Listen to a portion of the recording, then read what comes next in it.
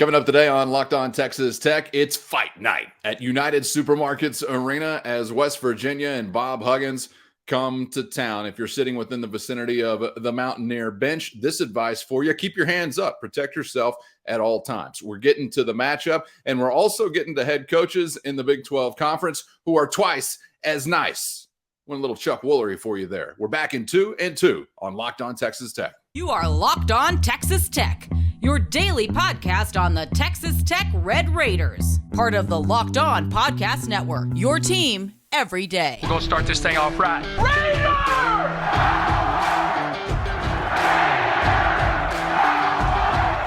Everything runs through Lubbock.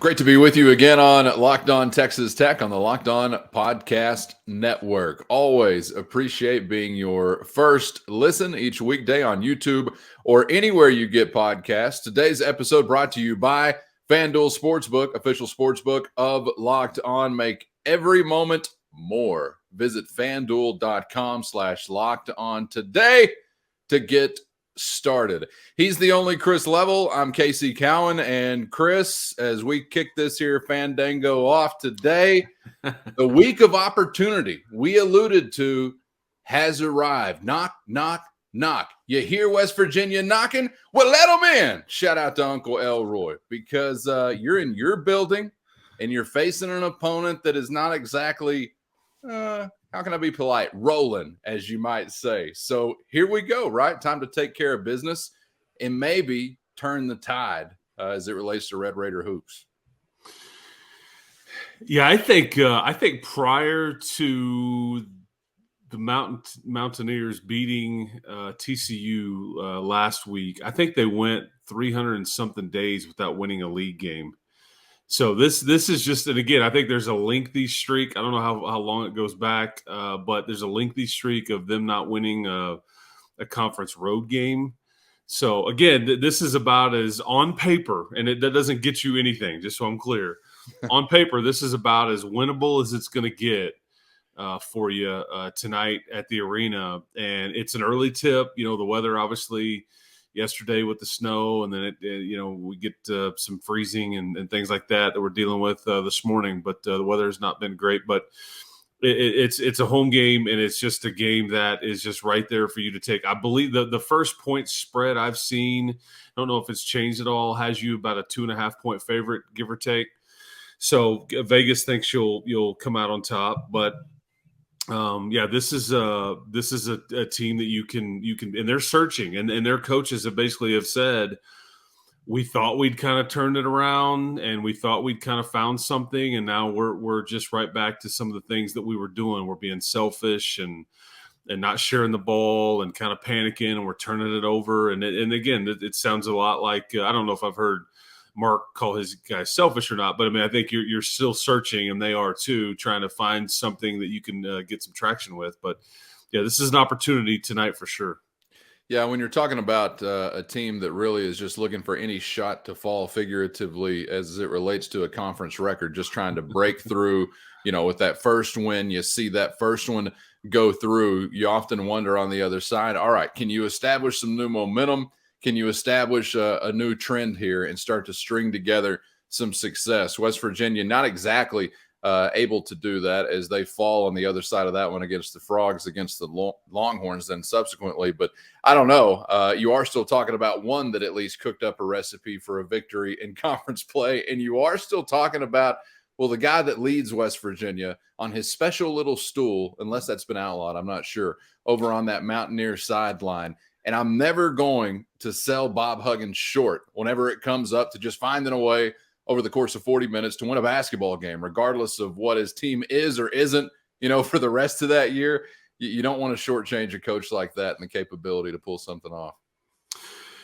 No, I mean, he's a Hall of Fame coach. His team always has an identity, and they're going to be, I was looking this up because anytime you get into a game with West Virginia, it doesn't matter where it is, it's usually – it's mucked up. It how those games against West Virginia are officiated is much more impacts the game than against other opponents, just because this is kind of West Virginia's style. I mean, I mean, he just kind of dares, officials to call things every time. In some ways, just teaches his kids to be very physical and rough. And again, that's their identity. It's blue collar. It's just kind of what they do.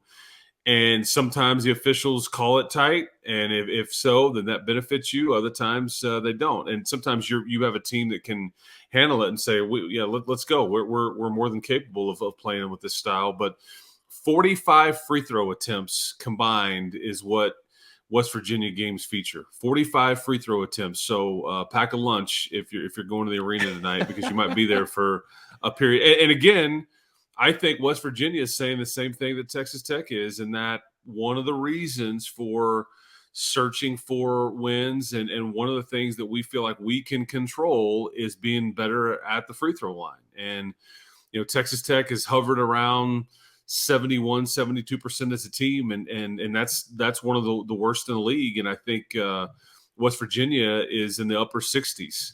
So, that'll go a long way. As funny as it sounds, that'll go a long way in kind of deciding it tonight, is how it's called, and then who's better with their attempts once they get them. That's just the way it goes against these guys. It is funny that you're bringing that up, because as I'm kind of scanning statistically comparatively between the two teams, where is West Virginia, worse off than Texas Tech? Where is West Virginia better off than Texas Tech? And when you're talking about being worse off than a winless conference team or a one-win conference team, the competition's not real stiff, right? So I'm just scanning. It's like, oh, well, that's not very good either. They stink there too. Free throw line is what did pop out to me, Chris, but there is still a big difference. Regardless of percentage, it's the attempts. You talked about knocking down the ones you get. Well, they're getting them at a lot higher rate than Texas Tech is consistently, because that's really, from a Mountaineer perspective, what jumped off the page to me. And if you've watched any West Virginia basketball, maybe you have noticed, as far as the attempts over the last handful of games, they went 18, 26, 16, 33, 28, 28, 38, 21, 33. I can keep rolling it on. Texas Tech, meanwhile, has had some days where you were a little happier, I think, with your ability to get to the charity stripe. But otherwise, the numbers don't look like that. We're talking 12, 15, 20, 10, 25, and a 12er over the last handful of games for Texas Tech. I like these games personally. I was a player that did not have any rollover fouls to the next game. I used all 5 they gave me. Why would you not? So I kind of enjoy this. But you're right. It does come kind of down to who's making some money at the line here, because you're probably going to have opportunities, at least between Tech and West Virginia over the years. I feel like, not that Tech is that type of team every night, but there's been some matching of the black and blue personality, whether you're talking about West Virginia or the guys in Lubbock. Don't you think? I almost feel like, not that you always had it this ugly as a Red Raider team, but you were capable of playing this game with West Virginia over the last handful of seasons. Yeah, I think last year's team, prime example, the team that was just kind of built that way. It wasn't pretty at times, but they just kind of, again, old and beefed up and deep, and and I think West Virginia, last year, West Virginia had a couple of guys named Taz Sherman and Sean McNeil that were really perimeter oriented, really good guards. And this year they don't necessarily have a lot of that or focus on that, and so their game is just trying to get downhill and attack you at the rim, kind of similar to Kansas State. And I thought you did a pretty good job against Kansas State at times, really kind of protecting the paint. And again, there'll be some opportunities tonight to step up and take charges. And again, if you're doing that, that's a sign of guys kind of, trying to do the right thing and trying to sacrifice and trying to play the right way. And I think it builds once one guy does it, then you see others do it. I think that is certainly a sign of Coach Adams' message being preached and certainly listened to. So, those are the kind of game within the game there with West Virginia coming in. And I just, it's funny you said that about a second ago about like the ball in the air and all that and shots. Ultimately, if you the game is so much easier when you hit shots. It's amazing how much better everybody feels, or how much better everybody thinks the coach does or whatever, if the ball goes in the net or not. It's like the ball goes up and it's like, this is going to decide good coach, bad coach kind of thing in so many ways, right? And we all played with the guy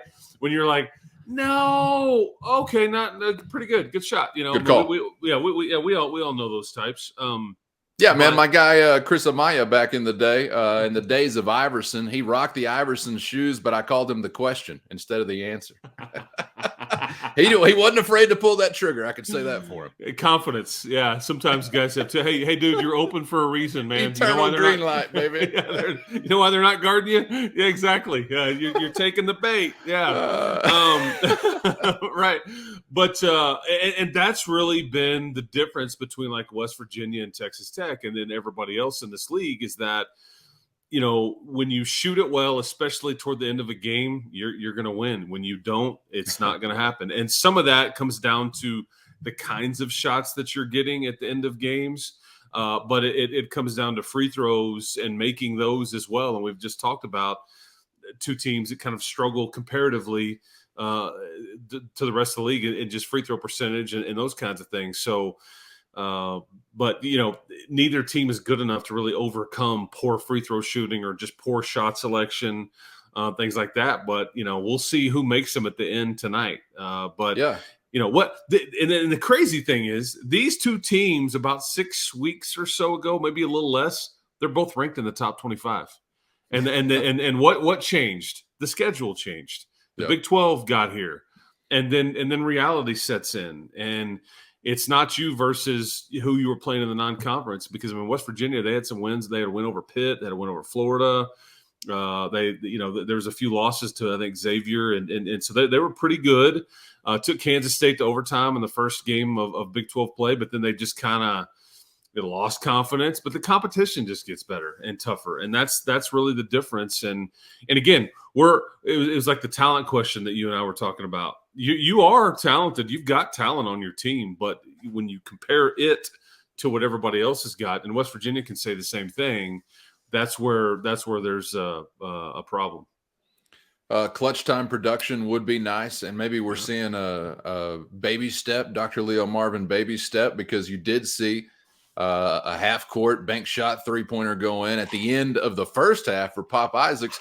Hey, guys, I like that a lot. Let's do some of that at the end of the next half, at the end of the second half. That'd be awesome as well. And I don't care if you pull the trigger from half court. Some of that seems like just as good odds as we've had anywhere else on the floor so far this season. So you do you. Back to that eternal green light. Some of us got it, right? Not all, Chris.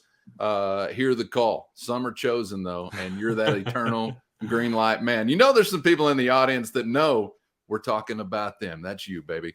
I always wanted to be one of those guys, but I think I was just too selfless as a teammate to be that guy, Chris. I knew I had the talent, but I was just too humble as a teammate to have that eternal green light.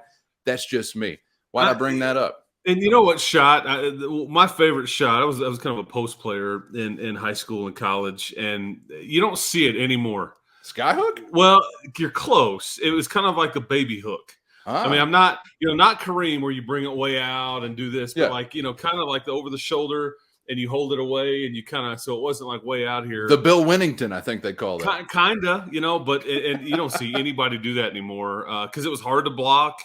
If you got good at it, you could go over either shoulder with it. Anyway, you just don't, and you don't see a lot of post ISOs or back to the basket players anymore. The game is just different now than it used to be. But what a terrific segue you've given me the opportunity here to make, is someone somewhere wakes up Bill Wennington and says, "Someone's remembered you, Bill." And he was the towel waver. He was a big time towel waver on the Maverick bench. I think he did it on the Chicago Bulls bench. I remember Bill. He was Wennington a Mav. well. Absolutely, he was. Now I feel silly for making jokes. He had the beard and everything. Yeah, he's a big towel waver, man. Energy guy. Big fan. I just remembered him as a Bull. I do apologize, Bill. I didn't know you were a part of the Mavs family. That's my mistake. Solidarity, brother. The segue comes by way of big men locally. We're talking Fardaws Aimaq primarily, although I could fill up a show with questions about both Batcho and Aimaq. But there was something apparently that head coach Mark Adams had to say, right, Chris, that got some attention as it relates to Aimaq's status. Can you give us some context? But first, today's episode brought to you by our brand new sports betting partner for the Locked On Podcast Network, FanDuel. The NFL playoffs are here, and we are jacked about this new partnership with FanDuel because they're America's #1 sports book. And if you're new to FanDuel, that's even better. Got many great features making betting on sports fun and easy, even for a first-timer. New customers can join today to get started with $150 in free bets guaranteed when you place your first $5 bet. Just sign up at FanDuel.com/lockedon. That's FanDuel.com/lockedon. FanDuel's got all your favorite bets from the money line to point spreads to player props and more. Plus, you can even combine those bets for a chance at a bigger payout with a same game parlay, baby. All on an app that's safe, secure, easy to use. Football fans or otherwise, don't miss out. Place your first $5 bet to get $150 in free bets, win or lose, right now at FanDuel.com/lockedon. That's FanDuel.com/lockedon. And make every moment more with FanDuel, the official sportsbook partner of the NFL. There was something apparently that head coach Mark Adams had to say, right, Chris, that got some attention as it relates to Aimaq's status. Can you give us some context? Yeah, I think he said something to the effect of, it's his foot or it's his heel, and it's the same foot that kept him out for the bulk of this season. And so he was going to be questionable for tonight. And, when you hear that, so even if he does play, not necessarily 100%, obviously. And when you hear that, you wonder if it's really worth it to put him in harm's way if there's any question at all, just based on him coming out off of an issue. And this is part of what we were worried about and talked about, in that foot injuries for big guys, man, it's tricky. And it seemed like everything was okay, but you get a little blip here, and maybe he's pushed it too hard, too fast. I don't know, and maybe needs to hit pause just for a bit. He's carrying a lot of weight. He's a big man, and I think so. We'll see. But if he can't go, I wonder if we get a lot more of Batcho. I don't necessarily wonder there. I think you will. But I wonder if in some way that helps Batcho's confidence a little bit, because his minutes have certainly waned since Dawes has been back. Robert Jennings has kind of gone to the end of the bench and hasn't really seen much time at all. And if Dawes can't go tonight, then I do think you'll see some of Jennings, obviously. But Batcho is such a key to this team, and he can be. And I don't think they would utilize him in the way that they were using Fardaws, in that, you throw it to him and then kind of almost run the offense through him a bit like they were doing with Fardaws. Right. I do think, though, they have to do a better job of getting Batcho in places where they can get him the ball, whether it's a drive and then throwing it up, letting him go get it. He's not necessarily a back-to-the-basket player, but as we all know, he's your best rim protector. He runs the floor the best, so maybe finding him in transition or looking for him a bit more. But that'll be kind of a key tonight if Dawes can play or can't play, and then if what that does to Batcho, because it may in fact be, I don't know if it's the best thing for the team, but it may be best thing for Batcho, maybe to get some of that confidence back, knowing that he's going to get a lot of minutes tonight against the Mountaineers. And you're going to need them all. They've got a load in Jimmy Bell Jr., who's, I think, 6'10", 285. These are him and a guy like Fardaws are two of the biggest humans in the league. So if Fardaws can't go, Batcho will certainly now. I think as you'll see, Jimmy Bell Jr. not exactly in the best shape. I think they're working him back in, but he's a load, and when he's right, he's really good. Yeah, and of course, anytime West Virginia and Bob Huggins are coming to town, coming to United Supermarkets Arena, just want to go ahead and get in a preemptive apology to the Big 12 Conference in case one of their players assaults any Red Raider. I know they like it when we apologize, when, say, a Mountaineer punches a fan in the face, then they expect us to apologize. So I just want to get ahead of it, Chris, and say that if any Mountaineers do assault West Texans or Red Raiders, dear Big 12 Conference, we're very sorry about that. So just go ahead and save yourself the paperwork, the sternly worded letters, or reprimandments. I don't know what word I was trying to go with there. Yeah, reprimand. Yeah, you know who got punched was Bubba Jennings' son. And you don't ever touch a Jennings in West Texas. That's right. Yeah, that's been about that. It's been several years ago. Oh yeah, I mean, I've gone to West Virginia a couple of times when I think Lawrence Odiase, he got double bird shot at him. I mean, there's been a lot of controversy. I mean, there was a time when you first beat West Virginia up there for, I think, the first time ever, and it was Chris Beard, I guess, had too much fun with it, according to Bob Huggins, and so Huggins was really frustrated with the celebration and the locker room and all the. Well, he's a Baptist, I think. He doesn't like dancing in public. It's been a bit spicy, but yeah, Hugs is. I've enjoyed it, man. To be honest, all I like coaches this series. exactly. All coaches love Bob Huggins. He's a coach's coach kind of thing. He's just surly and again, he's been around a long time and he works the officials and people. That's what the fans have a hard time with. But again, this is what he's been doing for years and years. It hasn't changed. Bubba Jennings' son. What another layer to the onion. Just right up there with Gap Kid almost now in Texas Tech lore. Okay, keep basketball in mind for this next conversation. We'll step away somewhat, but not entirely. Chris Level just returned from the land of Manhattan, Kansas, where you could say, well, they were cooking on the gridiron. And they're, to use an industry term, cooking on the hardwood, which means there's some leadership of some quality in both of those spots, and got us to thinking about, across the Big 12 landscape, what duo from football to basketball of head coaches do you feel like is really leaving their program presently with the best chance at success? Could it be K-State that is that choice? Others on that short list? Are you cooking anything up in West Texas that would approach the short list? We'll get to some of that and more before we wrap it up. Coming up next on Locked On Texas Tech.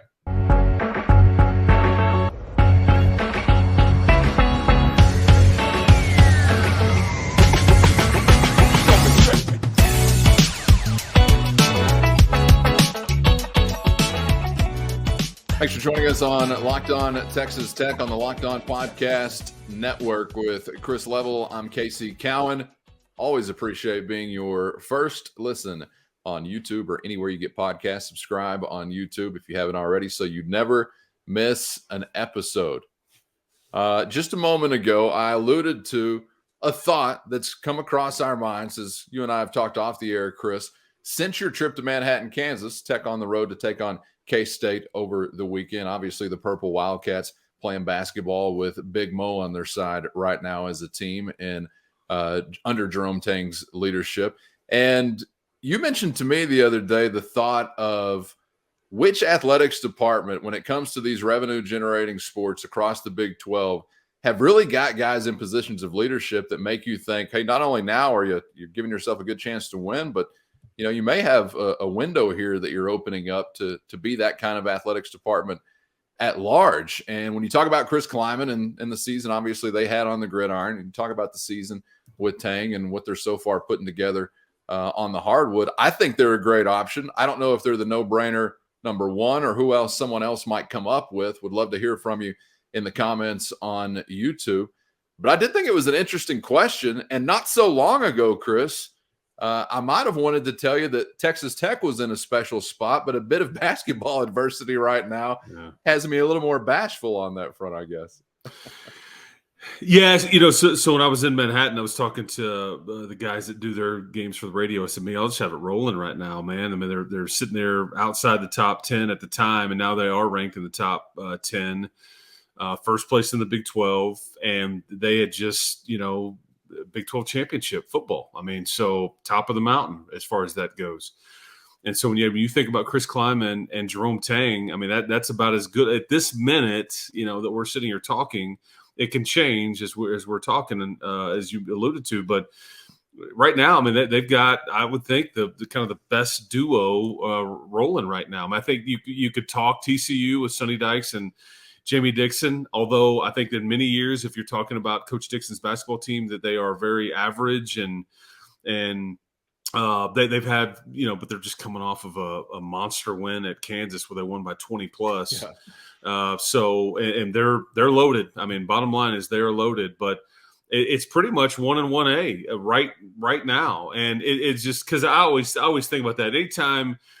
It's like when you ever go on vacation and people like see you wearing a double T this or a Texas Tech that, they immediately think of, okay, athletics and sports, and they're like, hey, who's coaching there now? And so you get into, and used to, when you'd say, hey, man, yeah, Mike Leach and Bob Knight, or coaching, everybody knew those guys. I mean, it's like it generated nationally because of who they were and what they were doing. And so I've always kind of thought the duo conversation was an interesting one at any given time, because it really kind of tells you a lot about an athletics program at that very minute. And I think, Kansas probably has a really good one right now that you would say, and Bill Self and Lance Leipold that is kind of trying to turn football around. And obviously Kansas coming off of a national championship. And you mentioned Texas Tech. I think that when you were ready to rank Mark Adams really high, Joey McGuire was a complete unknown. And now you've really struggled at basketball wise, and you could see Joey kind of trending up. So you're kind of an incomplete or an unknown. And it's crazy because you have one head coach that's basically in his second season, and one that's looking at his second season. So you have two new guys. There was a time when you would have said Iowa State with Matt Campbell, and whoever was coaching basketball belonged kind of in the conversation. Now Matt Campbell's team didn't go to a bowl game, struggling a bit, and they've got TJ Altzelberger from a basketball standpoint. So it's always an interesting conversation, or a good way to take some immediate stock to kind of figure out how teams are doing from when you're not in the everyday minutia of paying attention to it as close as we do. But I just thought, as I left Manhattan, I'm like, man, they've got it rolling right now, man. They just have it. And when you go to Manhattan, Kansas, it's the craziest thing that they just won the Big 12 championship. They played in a big time bowl game in the Sugar Bowl. They got worked, but they still got to do it and play Bama. And they're tops in the Big 12. We're not quite through the turn yet of halfway point, but they're tops of the country. And I believe the Jerome Tang's team was picked to finish last in the league. And this is a top 10 team right now, and they are legit. I don't know if they can sustain it. There's a lot of talented pieces there. Injuries will have a say. So anyway, I thought all these things, and I thought it was worth bringing it up here. Always athletics. Nobody's ever brought up the gender studies department or anything when they see you with that double T on vacation. Always straight here, meat judging, or I'd love to. I mean, I'm like, yeah, we're the king. Yeah, deal with it. Gender studies just probably needs more funding. I don't know. Maybe think about that. We used to be really good at chess, right? But nobody wants to talk about that. It's always football or basketball. Sometimes baseball. I think I would have previously wanted, in the not so distant past, to put Baylor pretty high on that list. And now, alternatively to Texas Tech, they have a little trending downward of the football program or the football coach, but obviously some recent hardware, and clearly the basketball team high achieving for some time now. I do think that's I think that's one. It's fun to look at it that way. Like, again, at times with Oklahoma State and Mike Gundy, and right now it's a lot of questions about Oklahoma State football, even though he's had all these double-digit win seasons and has won a Big 12 championship and all these different things, in past years. And then Mike Boynton, who has been hamstrung by some NCAA stuff that he had nothing to do with, that they're not playing just particularly great. Obviously West Virginia with Bob Huggins, again, Hall of Famer, but they're struggling. And then Neal is very much on the hot seat. Right. And I'm not, it's no point in really getting into Oklahoma or Texas, I guess, unless you want to. No, let's please. How about Texas? Texas. The University of Texas. I forgot. Yeah, where are they on the list, Chris? Maybe. Well, I would say, like you have an interim, okay, in Rodney Terry. Yes, and he's got a loaded team. I think they're top 10 as well. And then Steve Sarkisian, I think we'd all agree is mostly loaded, underachieved in his time in Austin. But look at Oklahoma. Porter Moser was thought to be a really good hire. I think that he does a good job, but this league is rough. And then Brent Venables was 6-7 in his first year, so you can't exactly sign off on that one. Are we missing anybody? I'm trying to think if we've gone through the. Well, I was going to ask what you thought about UCF Knights basketball. Yeah, no, I'm not. And the state of their basketball program. Well, but look at University of Houston. I mean, Kelvin Sampson is one of the best coaches of any football or basketball. He's one of the best coaches that we would talk about, and that will be in the Big 12. I mean, they didn't have a national championship, but he's been as good recently in about the last 3 to 5 years as anybody in the country, short of a championship, and they're right there ranked second or third right now.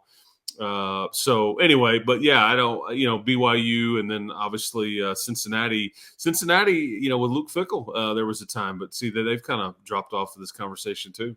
Yeah, I don't think we're missing anything obvious. Yeah. I mean, because interestingly enough, some of the stalwarts of the league have got either their program sagging or a partner that's sagging. You mentioned Mike Gundy and Matt Campbell. Their program's kind of sagging, I guess, in a way. And so I don't know. I think if you had to take them as a pair, we're talking duo, not just like pick one here or there. While I'm still skeptical of Jerome Tang because of how early it is there, I'm not skeptical really of Chris Kleiman. I mean, they would be very, very high on the list. They might be the choice. Jamie Dixon, Sonny Dykes. Wow, Sonny, really should have saved something for year 2. Where are you going from here? I don't know what you're doing there. I mean, yeah, and then just hired Art Browse's kid, which I think has been been heavily criticized. So, Dixon's basketball programs, it's not that I don't respect Dixon as a head coach. I find him very annoying to watch be a head coach, but I know he's got credibility, obviously. Yeah. He was so much better at Pitt. I used to love watching his Pitt teams play. Texas Christians never lived up to that, right? No, they've never quite. I agree. Yeah. I think, and he would be the first one to tell you, we just haven't gotten it going like we did at Pitt. And part of that is the Big 12 has something to do with that. It's just tougher in this league, night in and night out. It's also Texas Christian basketball versus Pitt. I mean, Pitt's a thing. True. Very true. World, absolutely. So it's not exactly the same thing. They had an identity, and they played very similar to West Virginia. It was a lot of blue collar. But and obviously at TCU, not near as big of a deal. There's just a lot of things that aren't as big of a deal at TCU because it's a small private school, as you mentioned. But they went to the second round in the NCAA tournament last year and were just a few seconds away from upsetting Arizona to move on to the Sweet 16. Otherwise, they do the same thing that the Red Raiders do. But they are easily a team that can play in the second weekend in the NCAA tournament this year. I got to tell you, and it just sounds disgusting, so I'm compartmentalizing all this, not saying I have any affinity whatsoever for these jerks. I think I may go Scott Drew, Dave Aranda, to be honest. Those guys both have hardware. I know Dave Aranda's crew was not what they wanted to be a season ago. But, like if I'm thinking about Jerome Tang, I'm thinking about like, wow, what a great portion of a season. Yeah, they're like the hot thing right now. But I may, if you had to just look at the big resume, that's fair. I mean, it really maybe in Waco. Honestly, be hard to argue because one's got a national championship, recent memory, and the other one's got a Big 12 championship. I can't disagree with you there. That's okay. That's a disgusting note to finish on. If it's just at this minute, it's got to be Kansas State. But if you look at the big picture and all that, then I have no issue with Baylor. But anyway, just I thought it was an interesting conversation to have, and hopefully the Red Raiders are you get it turned around in hoops. That this is the first you've lost 7 games in a row, Casey, and this is the first time since 2012 that you've lost 7 in a row. So just to give you an idea of those were the dark days. Yeah, I mean it really was, and losing sucks, man, and it just does, and it causes all kinds of conversations and trying to figure out why, and people get frustrated because people don't like to lose, and I get it. It is not a lot of fun. Winning is, and going to games when you're winning is fun. It's a party. It's a social event. And going to watch your team lose is not fun. I certainly understand that. But hopefully they get it turned around this week in a couple of winnable games. And you're right back here. So here's the thing. Go 2-0 this week. Dare to dream a little bit. You get Iowa State here on this coming Monday night at home at an 8 o'clock tip. So if you win a couple, I bet your fans are going to show up, and you owe Iowa State one. They just housed you by 30, so motivation shouldn't be an issue. And they're not going to just overwhelm you. You're going to have to play really well, obviously. But again, you just dare to dream. It's not too hard if you squint enough to kind of see maybe there's some success to be found here. But boy, you better start tonight. Yes, sir. Appreciate the insights as always. And let me just, before we wrap up, let me circle back and just double check my facts and figures on the University of Texas. I want to make sure we didn't rank them too. Let's see. Let me get the police file. And I called a kid an MF on TV. No, I think we ranked them accurately. Nothing if not fair, right? I double checked for you there just to make sure that we were seeing it correctly. Chris, thanks for the time as always, man. Yes, sir. Enjoyed it. Keep hope alive, man. Hope to see everybody out at the arena tonight. And should be a fun one, man. Got to get a dub. Yeah, and a one-horse open sleigh possibly, as it's a winter wonderland Yes. here in the Arctic north of West Texas. I think that's the thing. All right, we'll see you on the other side for the next round. Thanks for making us your first listen each weekday on YouTube or anywhere you get podcasts. Hope you'll check out Locked On College Basketball. Make it your second listen, one-stop shop for the world of college hoops on the Locked On Podcast Network or anywhere you get podcasts. There on YouTube as well. It's Locked On College Basketball. He's Chris Level. I'm Casey Cowan. We'll see you for the next one on Locked On Texas Tech.